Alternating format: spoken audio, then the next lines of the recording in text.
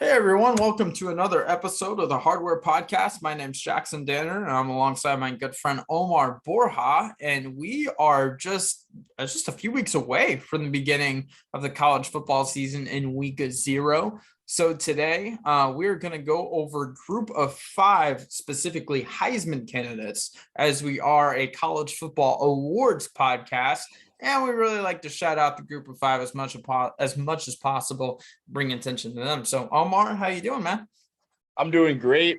I'm excited for the season to start, and something I'll probably put out later on the Twitter account is just even though college football is close, it's very close. I'll be missing the first few weeks. Fulfilling my duty for this country, fulfilling my duty for the country, and whatnot. But I'm still excited to hop right into the season, but also sad at the same time. So yeah, I mean, let's get to there's a lot of great group of 5 players, but as we've talked about before in the podcast, like it's like more than just being a great player, it's like the right formula to win the Heisman. Right, right. No, we talk about that all the time. I think the Heisman rankings would probably be a lot more accurate if it was like NFL scouts or general managers that were voting on it. They're actually watching all 22.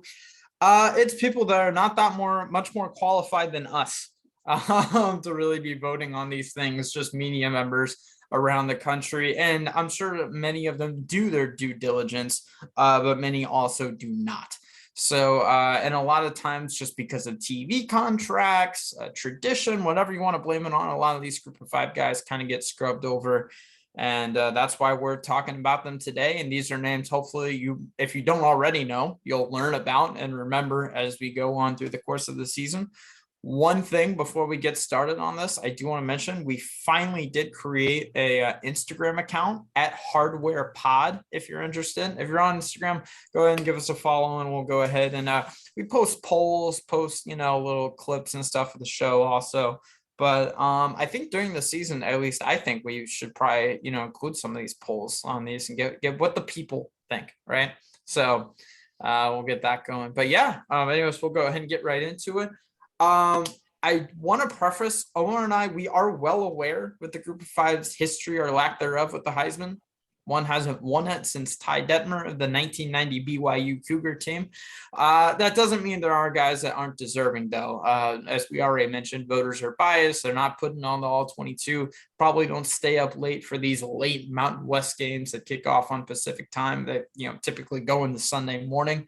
But that being said, we're kind of doing 5 guys each that we're going to be talking about. So, Omar, you want to go ahead and kick us off?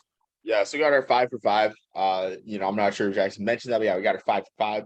So my first guy is I like Tanner Mordecai at SMU, and it was a tough choice between either him and Clayton Tune. You can really like interchange them for those 2 guys in terms of, I guess, their group of 5 candidacy for the Heisman. But I went with Mordecai ultimately because the system at SMU is more friendly towards quarterbacks putting up big numbers.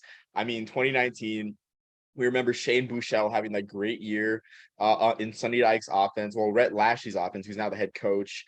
And Tanner Mordecai is no different last year. He had 3,600 yards, 37 touchdowns.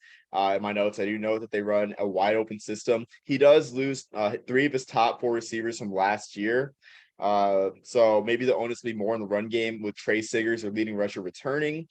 The question for SMU, though, in terms of Heisman candidacy is, can they string together a complete season? We have seen them go off to or start off the seasons just fire. Start off seasons hot. Like 2019, they started off great, but they had the game against Memphis where College Game Day came, and ultimately they were competitive against Memphis, but they lost that one. They ended up losing to Navy too. Malcolm Perry and Navy, that great Navy team in 2019, ended up at ended the regular season at 10-2, and then ended up losing badly in the Boca Raton Bowl in 2019 to FAU. 2020, much of the same story. They started off very hot, but ran into a wall when they played Cincinnati. And I mean, there's a lot of talk about them getting the New Year's Six bid, but the Cincinnati game put that to rest as well. And they also lost to Tulsa too, not to mention. So there was that. And then last year they hit a wall when they played Houston, and they made the mistake of kicking to Marcus Jones with 20 seconds left, which you just do not do at all. So that's the question there with SMU. And then their schedule isn't as favorable from a group of 5 perspective because they got TCU. You have the Iron Skillet game. TCU is a middle of the pack Big 12 team. So there's that game probably. There's also their game against Maryland, which I mean Maryland's got a fun offense. They're fun to watch. Talia Tungavailoa is a great quarterback out there in Maryland. So I mean that'll probably be a high scoring game. But in terms of if it benefits Mordecai's Heisman candidacy, I'm not sure it will. Maybe they draw Cincinnati in the AAC title game, which I'm looking at their schedule right now. But there's also the Houston game too. Houston should be a contender in the American, but I'm not sure Houston will be as highly ranked for that one to be such a Heisman game or a Heisman moment, or I guess to like create the stage for a Heisman moment. Excuse me. And then looking at this at the rest of the schedule in the American, they do draw Cincinnati, so that one's a huge one too. But otherwise, like the schedule isn't as eye popping. They really need Houston and Cincinnati to have great years in the American. Yeah, the schedule isn't eye popping like you said, and they need to stop giving themselves the death penalty come Halloween. But we sorry, I had to throw that in there. Wow. But yeah, I mean, we'll see. I can see it. It certainly helps that I do have a couple of running backs. I think you do as well. But I mean, let's be realistic. Quarterbacks are the guys that win this, especially if you're in the group of five. You really have no shot. So we'll see. Definitely be a guy to watch at the very least. My first guy, slam dunk. You should probably know this name already. Jake Haener, the quarterback from Fresno State. He is using his pandemic year, actually, which is surprising coming off a 4,000 yard, 33 touchdown season. Last year, he was top 15 or better in passing yards per game, total passing yards, completions per game, total offense per game, passing touchdowns, and points responsible for. So, I mean, he was right up there on a lot of important categories. Being at Fresno State, only Derek and David Carr have had 4,000 yard seasons until Jake. His Heisman moment last year came a little bit too early, in my opinion. It was September 18th against then number 13 UCLA in the Rose Bowl, threw for 455 yards while battling an injury. So if that had come October, November, maybe we would have heard a little bit more about him. He did well enough to earn a Senior Bowl invite too and beat two top 25 opponents during the year. But despite those efforts, and he didn't end up making any sort of list or anything like that. But as far as how we can win this upcoming year, obviously he has to absolutely nail it against USC when they play them in September. Get his name on the radar then, much like he did, against UCLA last year. And then Halloween weekend, beyond, just put up video game numbers, right? Where in November he can really rack those up. And I mean, who knows, maybe even hit the 4,200 yard mark or something like that. So, but Haener, a guy we're excited to watch, a guy we've talked about on the pod before and hope to see win. Yeah, so I mean, Fresno State, they definitely have a history with great quarterbacks and getting Heisman votes. I do believe that in 2001, David Carr was a finalist for the Heisman. I mean, and that's when America was introduced to Derek Carr, who was constantly advocating for his little brother to win the Heisman, which he had a good argument. I mean, contemporaries view Eric Crouch as being one of the weakest Heisman winners in recent memory, which I mean, it hurts me to say as an option fanatic. But yeah, I'm looking at the finalists right now, and he was fifth in the Heisman voting that year, along with names such as Joey Harrington, Rex Grossman, Florida Great, and of course Eric Crouch. But yeah, so and then of course you have Derek Carr in 2013 having a great year. I think the thing with Jake Haener is Fresno State needs to be a New Year's Six candidate or New Year's Six in the discussion at least. Which looking at San Diego State, they don't have the best offense last year. I feel like San Diego State benefited greatly from close game luck, and they won I think 6 games by one score, including a 1-score win over UNLV. When they were winless. So San Diego State looks to be on the decline in the West, and then aside from that, in their division, there's really no one else to contend. And then in the Mountain Division, whoever they face in the conference title game, Boise State may have a resurgent year. They're a mystery. Air Force always looks strong, and then Utah State. I mean, Utah State looks great as well. So I mean, the path is there for them to be a New Year's Six, I guess, candidate. Yeah, but like you said, he has to have a huge game as USC, and Fresno State actually has to beat USC. I'm not sure if they've ever beaten the Trojans in their meetings, but they actually have to beat the Trojans, I think, and beat them, I think, decisively. Yeah, I mean that certainly would help, right? And against Lincoln Riley and company, that'll be difficult to do. But if they can do that, when it's been a minute since the Reggie Bush days, really, that this much attention has been on USC, and there's always a good amount of attention on USC. So I mean, they have to beat USC. I don't know if they can do it decisively, but they at least have to compete with Caleb Williams and get up there and win the game, right? So yeah, we'll see if they can do that and beat USC. Ooh, he's certainly in the conversation. So we'll go ahead and go with your next guy on your 5 for 5, Omar. So my next guy comes from Jackson's favorite group of 5 coaching staff out at Central Michigan, coached by Florida coaching great Jim McElwain, who I believe he was the first coach in SEC history to take his team to 2 straight SEC championship games at coach. Nick Saban was the first in his first 2 years. um, In his first 2 years. Oh, okay. I'm not sure about that. Yeah, exactly. In his first 2 years. So a history-making coach out of Florida, Jim McElwain. And Central Michigan, this team was probably the end of the year is probably the hottest team in the country that was not in the New Year's Six. Probably the hottest team in the country in general. They won 6 straight games, including their bowl game.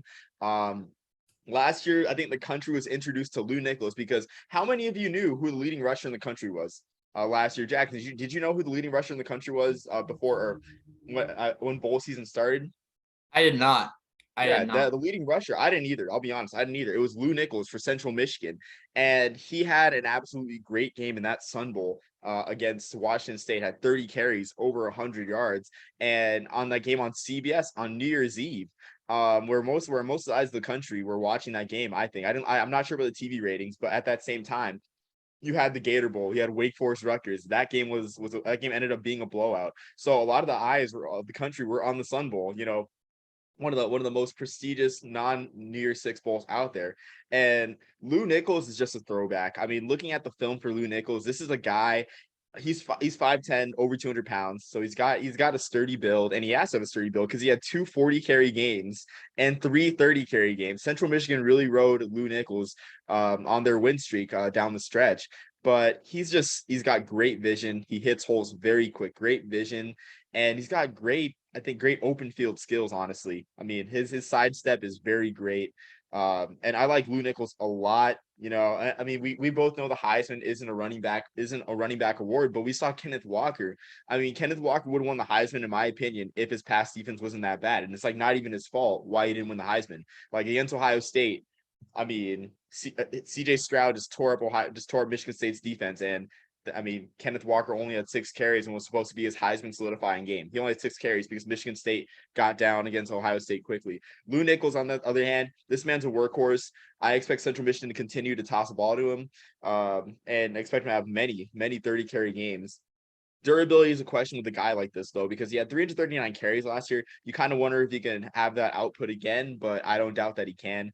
In terms of schedule, the schedule is actually very favorable, I think, for him to have Heisman moments, because opening Thursday night of the season, they have Oklahoma State and Stillwater. So that one's going to be a great game for him. They got Penn State in Happy Valley on September 24th. And then, of course, you have weeknight action where, I mean, the TV ratings for these games aren't high, but you can't deny that they're not competing with very many other college football games at that time. So Lou Nichols can get some spotlight games. And honestly, it works in getting guys Heisman votes. You look at the past 2 MAC players to get Heisman votes. You had Jordan Lynch in 2013, who was a finalist. He actually went to New York City in 2013 with those great Northern Illinois teams that almost made the BCS. And then 2008, you have Nate Davis, who I might say, is a Duke City Gladiators legend in the indoor football league. My hometown indoor football league team. Love the guy. But you have Nate Davis, who finished, I think, 7th or finished either 10th in 2008. Those weeknight matching games can help him. So I'm excited for Lou Nichols, and it's tough for running back to win it, but I'd have to say it'd have to cross the 2,000-yard mark to be in the discussion. But even then, we saw Rashad Penny get snubbed from getting any Heisman love in 2017 after he had a 2,000-yard season. It's what should happen, at least though, right? With the kind of production that he's putting up, because well, the level of competition isn't as good. Like, what is he supposed to do? Put up like 4,000 yards? It's just like some things are impossible, right? So he's doing as much as he can. I mean, just to have one game of 40 carries or more is insane. So for him to do it a few times and then 30 carries, a bunch more, is incredible. Like you said, there is a lot of tread on the tire. So it's not great that he was used that much. He might not be as fresh, but that's TBD until we see him I mean, actually it's play great. It's great because I look at Central Michigan. They use a fullback still. I mean, for those that don't know what that is, it's a guy lines up in the backfield, serves as a lead blocker, gets the ball. Sometimes they use a fullback. I think it's great, but I mean, yeah, like you just can't deny that. Maybe a guy having 240 carry games, against I mean, 240 games in a season isn't great at all. But I think Central Michigan had the right formula because like one of those 40 carry games happened against Kent State and their high octane offense. So it was like, and they won that game. Like, so for sure that they needed Lou Nichols to run the clock down to keep Dustin Crum and company off the field. So, but yeah, I mean, the tread on the tire is there. Like you said, I like that. I like that expression, the tread on the tire.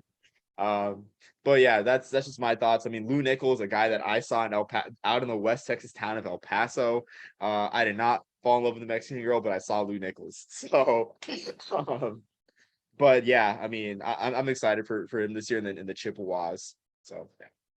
Definitely, man. Definitely, man. I'll go ahead and go. My next guy is actually a running back as well. This is a guy I'm excited to talk about. Keeton Mitchell, the running back out of East Carolina. Last year, 12 carries, 12 games, 174 carries, 9 rushing touchdowns, and over 1,100 yards.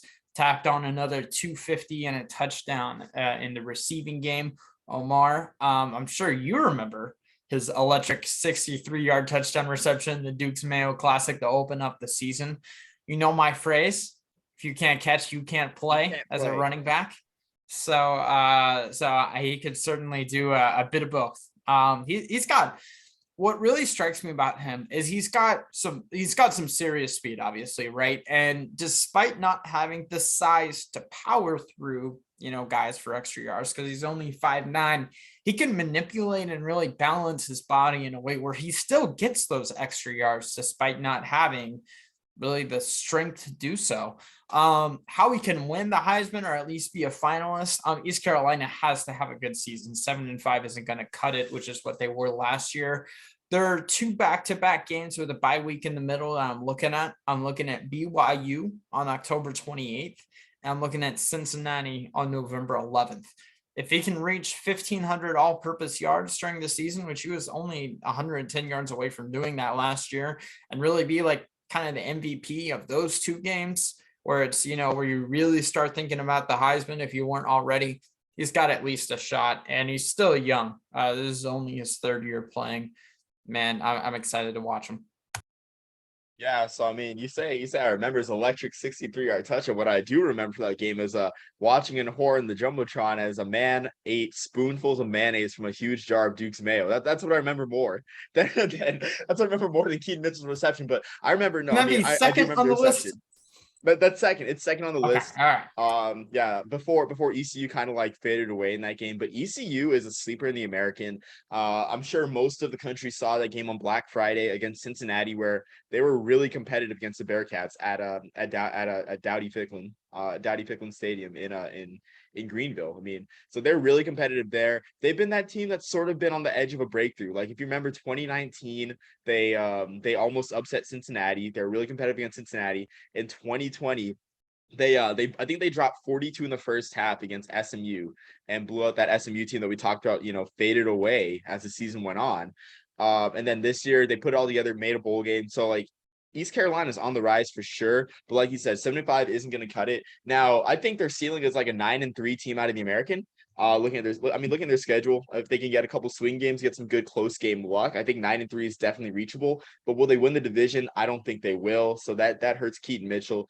But I think the workload's got to be greater, because I think you noted 174 carries was his workload last year at running back. I'm looking at your notes again. And Yeah, 174 carries in 12 games. Like if he doesn't get at least 200 carries, I mean, I don't care how many receptions he gets. It's just like this is not going to cut it. But for sure, like the yards per carry there, the explosiveness is there. So I mean, hopefully Mitchell gets a bigger workload. You could say that you said East Carolina has been kind of on the verge of a breakthrough. You could really trace it back, come full circle to against Jim McElwain in the 2015 Birmingham Bowl when Shane Carden had 300 more passing yards than Treon Harris in that game. So you could kind of say it started back then, right? Treon Or Harris is a not. winner, though. But Treon Harris is a winner, Jackson. I don't care what you say. yeah, Treon Harris is the winner. So I I mean, didn't say he was a loser. He did win that game. So, I know. but yeah, man, we're excited to see him and see what Mitchell can do this season for sure. We'll go ahead and go with your third guy on the list. So my third guy, and I put for the first bullet point for this guy, quite literally the most favorable schedule of any group of five quarterback, and that is Jaron Hall out of BYU in their final year as a group of five squad. And the thing with him, yeah, the stats aren't eye-popping. He had 2,583 yards, 20 touchdowns, and 5 picks last year. Doesn't make much mistakes, which is amazing. He was injured for part of the year. So we had was it Gunner or Baylor? I forget which one of the Romney brothers is the quarterback, but Gunner Romney or whatever. Gunner or Baylor Romney, the backup quarterback, had to start a couple games. He had 307 net rushing yards and 3 touchdowns. Of course, that is with sacks included. But you look at the schedule that BYU plays. You have Oregon. You have Oregon at Autzen Stadium. That game's going to be definitely a high visibility game, especially with Bo Nix playing quarterback. There's a lot of Bo Nix Heisman hype. So the tables can be flipped in an instant if Jaron Hall has a great game and finds a way to pull that game out against BYU. You have the Notre Dame game, the Shamrock Series game on NBC on primetime. That is a game that will introduce Jaron Hall to the country. To be honest with you, if you don't know Jaron Hall already, on October 8th, prime time against Notre Dame at Allegiant Stadium at the Big Roomba. You have the game against Baylor early in the season. I mean, I'm not sure if I'm not sure if the Baylor will get a lot of love in the top 25 when the AP poll drops, but I anticipate them being a top 10 team. I mean, I think they should be a top 10 team when the preseason poll comes out. That game's still going to be early in the season. You got the Arkansas game against KJ Jefferson and company. Like that's going to be huge too, because I mean, KJ Jefferson himself is a Heisman candidate. I mean, if Arkansas throws the ball a lot more than they did, I mean, KJ Jefferson, even with Arkansas, with the way that they played last year, a run heavy scheme, KJ Jefferson still had a nice year throwing the ball and a nice year running the ball. So that's 4 games that can help his Heisman case significantly. And on top of that, Tyler Algier leaves their 1,600-yard rusher last year. They're great running back. So a lot more of the onus is going to be on the pass game. Now they do lose Dax Milne for a receiver. Dax Milne, who has been in the news very recently for other reasons, which I will not divulge into. But yeah, so I really like Jaron Hall. So Jaron Hall didn't have the best stats, but I think he has the best path to the Heisman in the group of 5. I'm not gonna remember much of what you said. I'm just like trying to don't say any Zach Wilson jokes. Don't say any Zach Wilson jokes in my head over and I over. saw your face. I mean, Yeah, I didn't know I was what like, this is thinking. gonna be really difficult, man. Yeah. So for the sake of that, I'm just gonna go ahead and go with my next guy, a guy that we've talked about on the podcast before, Rashaan Ali, the running back from Marshall. Man, this guy put up 1,400 yards and 23 touchdowns last year on the ground, another 340 and a kickoff return in his second year. Dude, 5 games where he scored 3 or more touchdowns was just absolutely insane. He's smooth in his steps. He can power when he needs to. He has that second gear when he needs it. If you watch his highlights, there's some jukes in there and you think he's kind of a shifty back, and then he's trucking guys 7 yards deep into the end zone. So man, a guy that I'm just really excited to watch more of. How he can win, man, keep doing what he's doing, but Marshall has to have a better season. I'm looking hopefully against Notre Dame on September 10th. So early in the season, they can win that one. And then again, against Coastal Carolina right before Halloween, if they can also win that game, those are possibly 2 top 25 wins to have on their resume. And if they can't, if they don't drop any easy ones and Rashaan keeps doing his thing, he's got a shot to get some national attention. Yeah, Rashaan Ali. Yeah, we talked about him last year because he had some great stats, had some amazing stats last year at running back. But you mentioned the thing with Marshall, probably the most bipolar team, like I think in the country, because you look at some of their results last year. They had, I mean, yeah, like I mean, they had solid wins. They blew out Navy to begin the year. Looked great doing that. And in the New Orleans Bowl, they actually led Louisiana, I think, 21-9. That Louisiana team that went 12-1 and ended up in the New Orleans Bowl led them 21-9. But then they ended up giving up 27 unanswered points, I think, and losing 36-21. So they looked good for about a half or so. And I think they were leading into the fourth quarter before, I mean, Levi Lewis happened and whatnot. But and then you also look at some of the other results too. I mean, they took Old Dominion, took them a couple or one overtime to beat Old Dominion at home. They had a loss to Middle Tennessee. I mean, who went 6-6 and ended up playing in the Bahamas Bowl, but wasn't really anything to write home to mother about. So, like, I think Marshall's has got to have more consistency, but it's going to be tough for Marshall because they lost Grant Wells. So I feel like a lot more of the workload is going to be on Rashaan Ali. But the Notre Dame game, like you said, it's like it's a lot about path. Like the Notre Dame game on NBC. I mean, that's huge. That's gonna be a huge game for him too. And then Coastal It's about as Carolina. big as it gets for a Marshall team. Yeah, for Marshall for sure. Like being on NBC. I mean, and still a lot of people still watch Notre Dame, and especially if Notre Dame beats Ohio State. Like the Notre Dame hype train is going to be very real. Like I mean, and it's not unrealistic to think. It's not unrealistic to think that Marshall can give Notre Dame a game because what happened last year with Toledo, like it took Jack Cohn, getting his finger put back in place, throwing a touchdown with a minute or with under a minute left to beat Toledo. Because to this day, I will take it to my grave. Toledo scored too soon. They should have waited to score. But anyway, Toledo scored too soon. But it's not unrealistic to think that Rashaan Ali can have a Lou Nichols type game and just wear down Notre Dame because Notre Dame struggled last year against Toledo. Coastal Carolina, it's the same thing. Like they're gonna have to keep Grayson McCall and company off the field. Like Rashaan Ali's gonna have to have his carries up. So I really like Rashaan Ali's chances. It's just he's gotta have a huge workload, which I think he will. Yeah, he definitely has to have the workload, but I mean, who else on Marshall is going to take it, right? Ali's going to be the guy. And man, that Notre Dame game, the more I think about it, the bigger it really is, right? That if that's a must win game and a must perform game for Ali specifically. I'll go ahead. It's your turn on this one with your And like you said, Notre Dame. I just want to reiterate, man. Like I'm excited too. Like it's not unrealistic. Like call me crazy. It's not unrealistic to think that game could be a one-score game against Notre Dame. No, It's not it's not. unrealistic It's at not. all. Even if they beat Ohio State. But so yeah, my next guy, I'm gonna go with my last non-quarterback on this list, and I'm going with a fullback. And don't hate me, fellow Army fans, but I'm going with Brad Roberts for Air Force because he had 299 carries for 1,356 yards and 13 touchdowns. So he had the biggest workload of any fullback on 3 service academies. And I mean, yes, I like Jacoby Buchanan's style of play more out of Army. In fact, Jacoby Buchanan, who just made the East West Shrine Bowl 1000, who they dropped their list last year. So that's definitely something to check up on if you want guys to watch for the year. But Army does a fullback by committee, so it's hard for Buchanan to stack up on carries. Buchanan he's a fan favorite among college football fans because he won the 2020 Loman Award from PFT. And he's never been stopped for a loss in his career. He's 275 pounds. But back to Brad Roberts. Brad Roberts gets more of that classic workload at fullback. I mean, he had 2 games of 30 plus carries last year.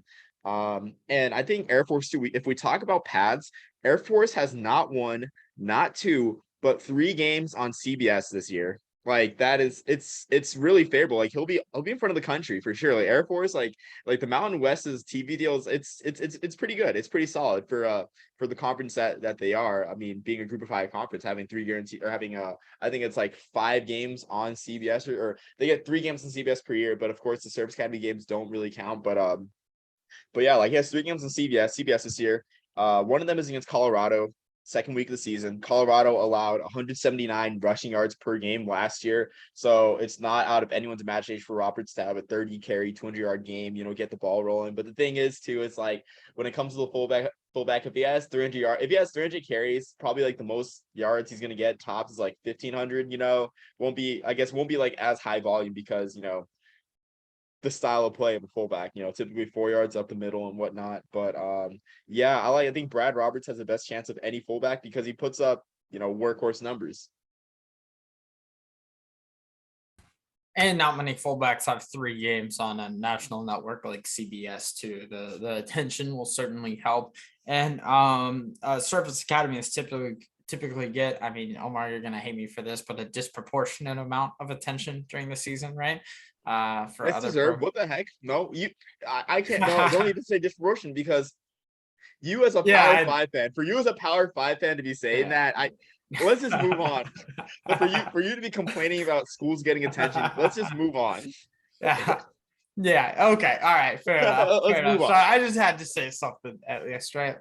But yeah, no, you're right. For them to get 3 CBS games is a big deal. And hey, if he can, I can't believe like never stop for a loss. It's just like mind blowing to me. That's Jacoby Buchanan, not Brad Oh, Roberts. sorry. That's Okay. Army's All right. fullback. That's Army's My fullback. bad. Yeah. My bad. But anyways, I'll go ahead and go with my next guy, a guy that's pretty much on everyone's group of 5 Heisman watch list, Grayson Mccall, the quarterback from Coastal Carolina. Last year, only 3 interceptions, which is insane to me. Broke Mac Jones' record for passing efficiency and also the Sun Belt Player of the Year. Coastal Carolina is a school that's garnered some national attention lately, especially in their BYU College Game Day appearance in that game. So as far as how he can win, I mean, he definitely needs to get off to a great start. I'm hoping he can throw for like 600 yards and make it, a passing battle in the very first game on, opening of the year. And then I'm circling the Virginia game on November 19th. This is a Virginia team that, remember, they went to the Orange Bowl just a couple of years ago. So if Virginia can have a good season that weekend before Thanksgiving's, traditionally slow. If it's a top 25 matchup and Grayson shows out, it could possibly lead to something. Yeah, so Grayson Mccall, I'm surprised this wasn't the first guy that you mentioned because, yeah, like you said, he's on everyone's list. He's on everyone's draft boards as well. The thing with Coastal Carolina, I don't think they'll lose. I mean, I don't think they'll skip a beat, honestly, from the past couple of years. They did lose a couple of upsets, especially against Georgia State. The loss to Georgia State are really shocking, probably the most shocking loss that they had. So they lost that game. They had the App State loss. It's always tough to go into Kid Brewer to play in that stadium because the fans show up in App State and make it a tough environment. But yeah, like you mentioned that. I guess also too, they lose Isaiah Likely. Isaiah Likely, probably the best tight end in the country, probably the biggest matchup problem in the country. I thought last year, 2020, of course, Kyle Pitts best tight end in the country, but last year he was the best tight end in the country, was an All-American, I think, in 2021, if not 2020 as well. So it's tough to lose him. But with Coastal Carolina's system, and I mean, I think they're probably one of the innovators of college football offenses because they run a triple option scheme, but they find different ways to make it work out of the shotgun. And Grayson Mccall can't just he doesn't just do it with his arm. He's great running the ball as well. So there's that. And it's always tough. It's tough for a pocket passer in today's college football game to win the Heisman, as we've talked about. I think we talked about this before. You can probably find some old podcast footage of us talking about this. I think Grayson McCall's schedule is favorable, not just in the sense of, I guess not in the sense of, elite teams, but of just getting into straight up shootouts. Like you mentioned that Virginia game, Brennan Armstrong, like I'm marking that on my calendar because Brennan Armstrong versus Grayson McCall is going to be probably the best quarterback battle of the year. I mean, Brennan Armstrong averaged almost 400 yards per game passing last year for Virginia. I mean, he was a low key Heisman candidate last year if he didn't get hurt. I think it was FBS football's total offense leader until he got injured. So that one's going to be a great quarterback deal. You mentioned that week 1 game against Army on the Chanticleer turf, and I gotta say, people are riding Army out on that one. But I mean, they're riding Army off. But that's gonna be like, honestly, that is one of the best games of the weekend. I mean, and I'm not just saying that as an Army fan. Like, do you not agree, Jackson? Like, that's one of the best games of the weekend. Like, Oh no, I definitely agree. That should be a very competitive game. And I mean, Army, even against teams that are, up there like Oklahoma and Michigan, typically give them a hard time, at least, right? So they're more than capable of giving Coastal Carolina a run for their money. And when the same thing other way around, Grayson Mccall is more than capable of, if it gets to where it's a 2 or 3 score game, McCall is it's tough getting there, but McCall is definitely capable of holding that. So we'll see how it turns out though. I'm excited for that one. Yeah, for sure. And looking at it at their schedule this year, I'm not sure they have any weeknight games, which could help as well. The Sun Belt, they're not exactly the MAC when it comes to weeknight games, but he's got a Thursday night game against Georgia State. He's also got a weeknight game against App State, which again that'll be a huge game too because App State that game will probably decide the Sun Belt Eastern Division. The Sun Belt Eastern Division, and then of course the Coastal Carolina Virginia game, which honestly that game being at Charlottesville, I'm going to say right now, I mean, might be bold, but that's usually when the SEC does their cupcake games and stuff. I wouldn't be surprised that game's on ABC, honestly. Like, I mean, if Coastal Carolina comes in rank and like Virginia still has a fighting chance at a near 6 bid out of the ACC, then maybe that game's on ABC and maybe that helps Grayson McCall's Heisman candidacy. Oh, So absolutely. yeah, Like I talked about, I mean, they were right there in the New Year's Six game just a couple of years ago, and the ACC is traditionally a conference that has a lot of parity. What was it? I think I can't remember which division it was, but it was like a the different Coastal, team. Yeah, the Coastal every division. team won it. Yeah, it's Yeah. like every team was represented in the last like 6 years or something crazy like that. So it's more than capable for sure. Yeah, so going on to my last guy, I got a guy that Jackson you're probably familiar with being an SEC guy, but I got John Rice Plumlee out of UCF, and this is a guy that I kind of felt bad for like the past couple of years, 2020 and 2021, because I mean, I guess you look at the butterfly effect. If Elijah Moore doesn't do the dog peeing thing against Mississippi State, maybe Lane Kiffin never goes to Ole Miss, right? And maybe John Rice Plumlee stays at Ole Miss. It's a crazy butterfly effect to think of because Elijah Moore acted like a peeing dog. John Rice Plumlee's at UCF playing under Gus Malzahn, but he's probably, I think, in my opinion, the most exciting quarterback in the group of 5 because of his running ability. Honestly, I mean, he had 1,023 rushing yards in 2019 while only starting 8 games. I think he started 8 games. He had 21 carries for 212 yards against LSU in 2019 and gave that LSU team a national title, probably one of the greatest teams of all time, gave them a run for their money in that game.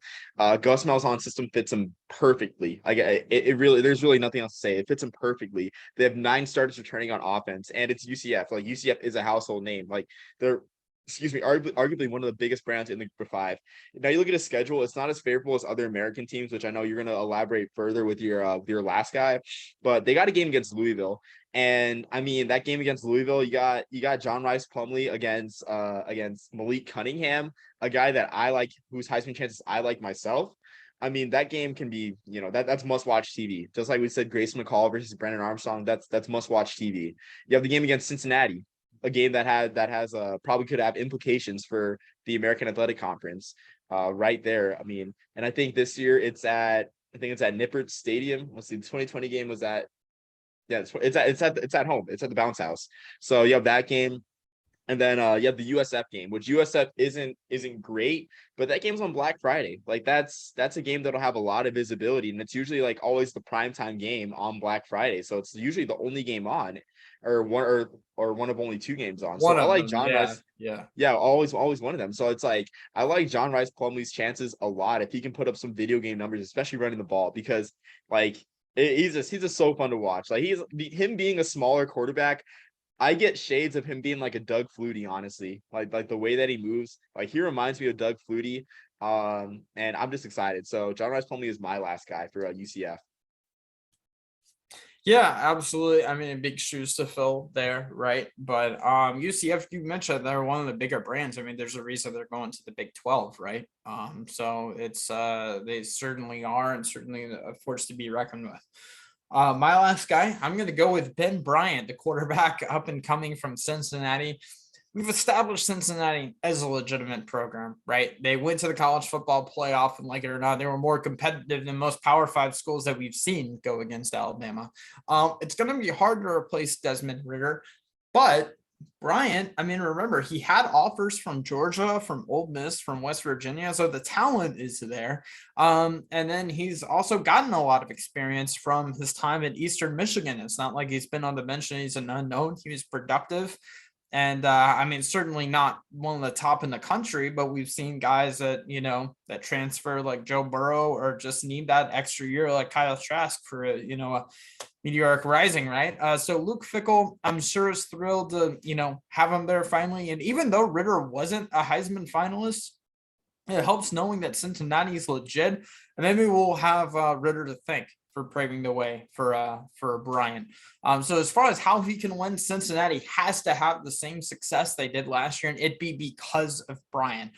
First week against Arkansas, it's going to be a huge game. Sam Pittman has done a lot of great stuff at Arkansas. And so if they can get a win early when there's already a lot of attention there, that'd be ideal. It's funny. It's funny that you mentioned Sam Pittman because I talked about Arkansas and I didn't do the yes sir. But yeah, no, you mentioned that too. It's like, again, it's gonna hinge a lot of that. I know it's week one, but KJ Jefferson too. Like a lot of eyes will be on KJ Jefferson and his Heisman candidacy. We're expecting big things from Arkansas after last year. But I mean, that's definitely favorable. And like Cincinnati's got the reputation. Now, I do think they'll slide a bit. They'll still be a top 25 team in the preseason poll, but the expectations won't be as high as last year, just given all they lost, especially like Desmond Ritter and Sauce Gardner. They lost, I think, their top 4 tacklers too. So we're looking at probably a top 15, I think top 15 team at the highest in the preseason poll. But yeah, like Ben Bryant too, like he's experienced, like you said, like this is a guy that led Eastern Michigan, they had a solid offense too. And this is a team, like I thought Eastern Michigan could have upset Liberty in the Lending Tree Bowl. Ultimately, that didn't happen. Malik Willis had a great swan song out of Mobile. But yeah, Ben Bryant is definitely experienced. Like they're not losing a beat because Ben Bryant like actually started his career, like you said, in Cincinnati, and he played in some big games. Like he played in, I think he played in the American title game, the American Conference title game, but he definitely played in the game on Black Friday against Memphis, like the week before the American title game when they played Memphis. but Right. but yeah, like he's played in big games for Cincinnati, and I think he's got the most interesting career path out of any of these guys we talked about, because how many guys do we know transferred from the school they transferred from the school they started, then transferred back after having a legitimate year at the school they transferred away to? Like it's really confusing. Yeah, not many, but that's the world we live in college football nowadays. So I'm excited for Ben Bryant too, and for Cincinnati to do some big things. They once again look like the New Year's Six favorite, but I do want some parity though. I will say that. Nothing against you Cincinnati fans. I want some parity in the New Year's Six, so kind of rooting against you this year. But yeah, what we really need is we don't need parity. We need more than one slot for a group of 5 in the New Year's Six, right? Yes, I agree, especially in the years too, where I remember what they said was like if Cincinnati, if you make the playoff, that's your slot, right?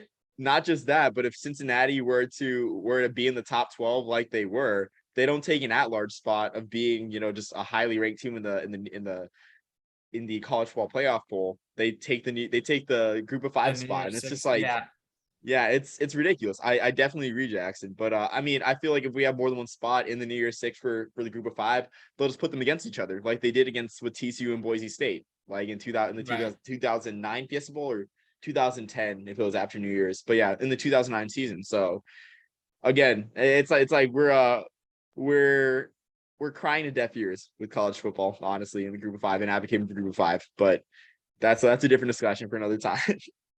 Pretty soon it's going to be the power 2, and then everyone's going to be on one big boat. So we'll see. Yeah. Yeah, man. Well, that's man. Those were my 5 for 5. You're done. Anything else you want to add on before we hop off? No, I'm just excited for season start. I mean, you just never know how the Heisman can turn, like how the Heisman race, winds and turns. So that's just all I got to say. Definitely, man. It's very unpredictable. If there's a guy that you're really hot on in September, odds are he is not going to make it to December. So, unless he plays at Alabama. So, yep. Yeah, man. All right. Well, until next time, everyone. This is nice having you guys. Peace, love, and soul.